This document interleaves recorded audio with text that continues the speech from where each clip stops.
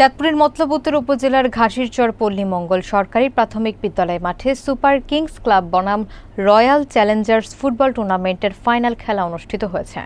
নির্ধারিত সময়ে ৩-৩ গোলের সমতার পর ট্রাইব্রেকারের মাধ্যমে রয়্যাল চ্যালেঞ্জার্স শিরোপা জয়লাভ করে। খেলাকে কেন্দ্র করে এলাকায় উৎসবমুখর পরিবেশ সৃষ্টি হয়। বিস্তারিত থাকছে মোহাম্মদ শামীম মিয়াজির প্রতিবেদনে।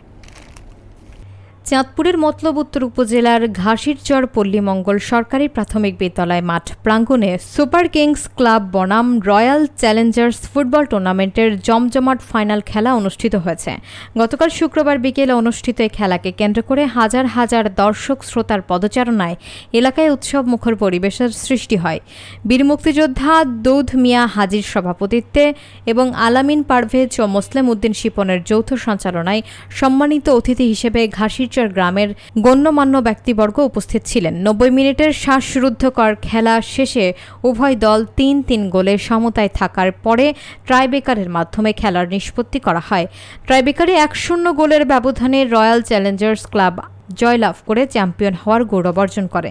এ সময় চ্যাম্পিয়ন দলের অধিনায়ক নুরুল হুদা অবন বলেন, যুব সমাজকে মাদকের ছোবল থেকে রক্ষা করতে হলে খেলাধুলার চর্চা বাড়াতে হবে। তিনি ভবিষ্যতে আরও বড় পরিসরে ফুটবল টুর্নামেন্ট সহ বিভিন্ন ক্রীড়া প্রতিযোগিতার আয়োজন করার বিষয়ে আশাবাদ ব্যক্ত করেন। তিনি আরও বলেন, খেলাধুলা কেবল বিনোদন নয়, এটি তরুণ প্রজন্মকে শৃঙ্খলাবদ্ধ, দায়িত্ববান এবং দেশপ্রেমিক নাগরিক হিসেবে গড়ে তোলে। এই টুর্নামেন্ট মুরব্বীদের সম্পৃক্ততার মাধ্যমে ক্রীড়া সংস্কৃতি সমৃদ্ধ করবে বলেও তিনি উল্লেখ করেন।